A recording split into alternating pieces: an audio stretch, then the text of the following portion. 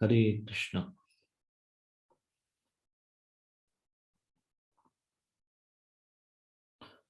हम लोग श्री जगदानंद पंडित द्वारा विरचित ग्रंथ श्री प्रेम विवर्त से चर्चा कर रहे हैं।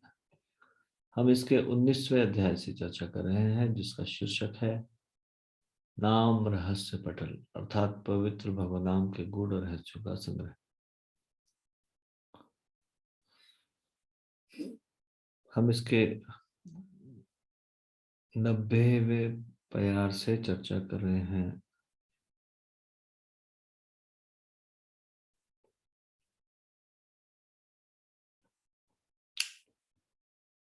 अतएव नाम तत्व विशुद्ध चिन्मय जड़ोपाय कर्म सह साम्य कभुनाया।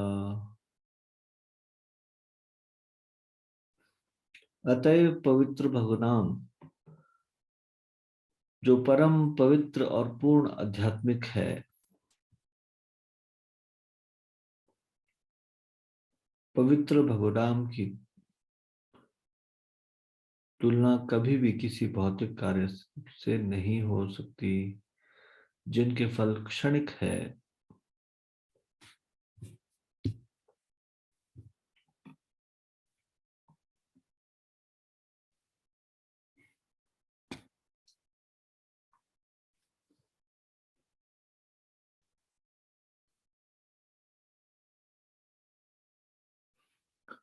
तो यहाँ पे बताया गया, एक तो भगवान नाम और दूसरे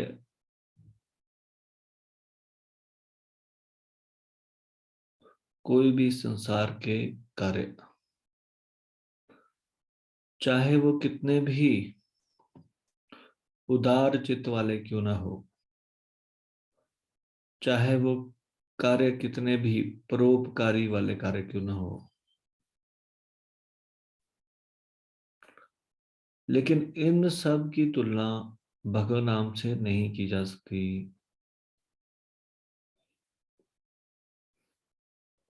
इस संसार में किए जाने वाले शुभ कर्म के फल क्षणिक होते हैं। भगवान नाम के जप का फल अक्षय होता है।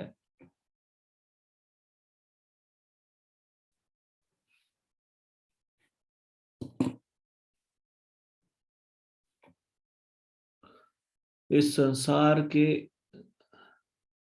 तथाकथित शुभ कार्यों को करने से पुण्य प्राप्त होता है,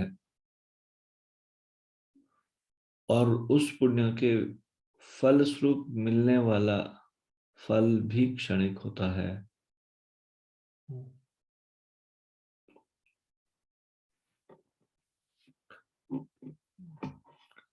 लेकिन भगवान का नाम दिव्य स्तर पर होता है, और उससे मिलने वाला फल भी दिव्य स्तर पर होता है, और ये कभी भी क्षय नहीं होता।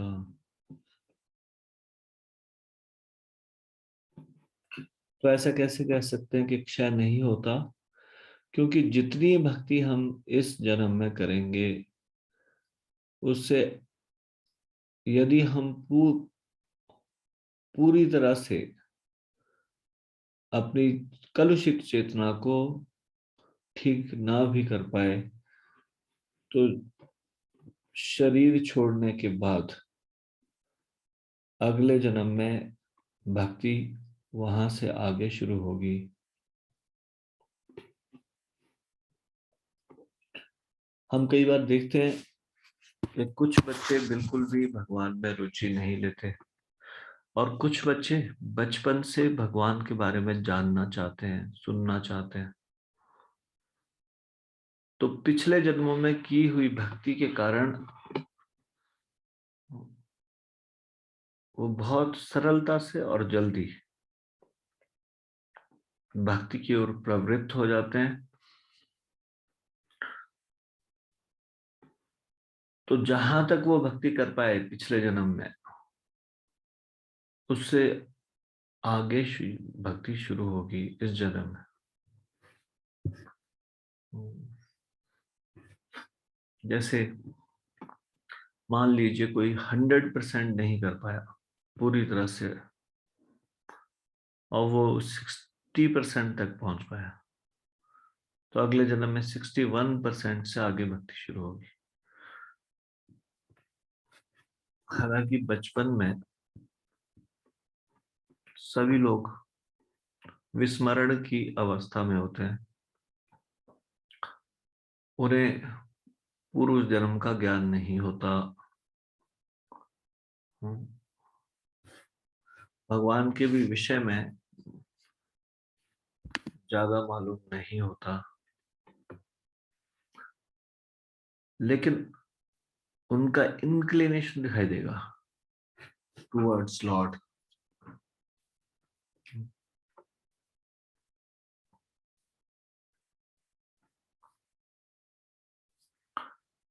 इस प्रयास में कोई हानि नहीं होती, भगवान की भक्ति के प्रयास में कभी कोई हानि नहीं होती। यदि भक्ति छूट भी जाए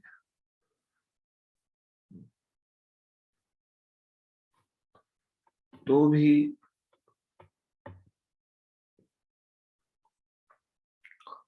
अगले जन्म में या इसी जन्म में भक्ति उसी स्थान से आगे प्रारंभ होती है। इस संसार में अर्जित किया हुआ धन अगले जन्म में उसी स्थान से आगे मिलेगा ऐसा नहीं। कोई बहुत ही धनी परिवार में जन्म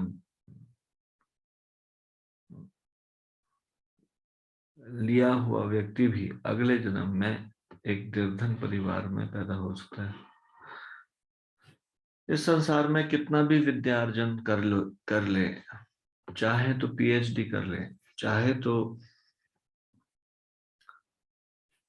अन्य शैक्षिक उपलब्धि प्राप्त कर ले, लेकिन इस जन्म के बाद उसका कोई मूल्य नहीं रहता। इस जन्म के बाद दोबारा से अगले जन्म में फिर से वो अक्षर सीखने होंगे,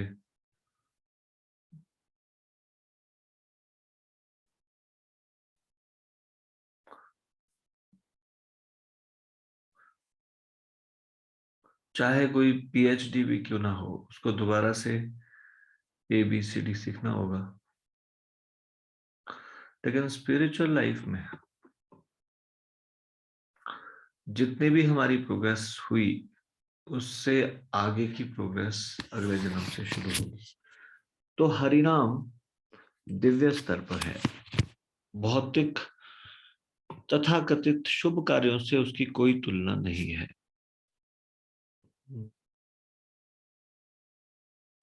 तो कभी भी पवित्र भगवान नाम की तुलना भौतिक कार्यों से नहीं हो सकती।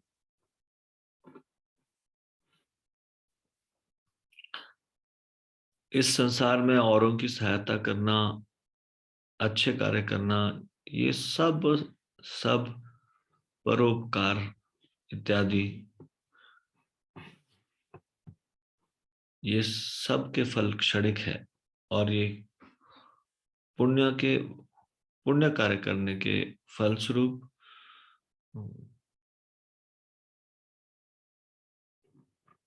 स्वर्ग में वास दे सकते हैं, लेकिन वो भी कुछ समय तक, जब तक कि वो सारे के सारे पुण्य कार्य एग्जॉस्ट नहीं हो जाते।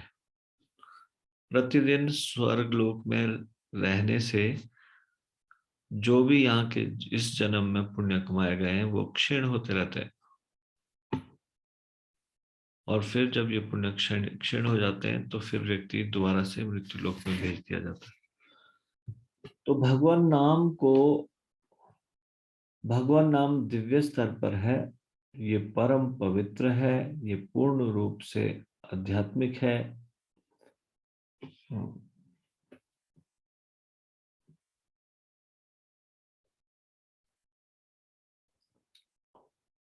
तो भगवान नाम की तुलना किसी भी कार्य से नहीं हो सकती है।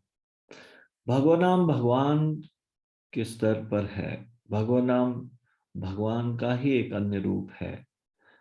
भगवान नाम भगवान का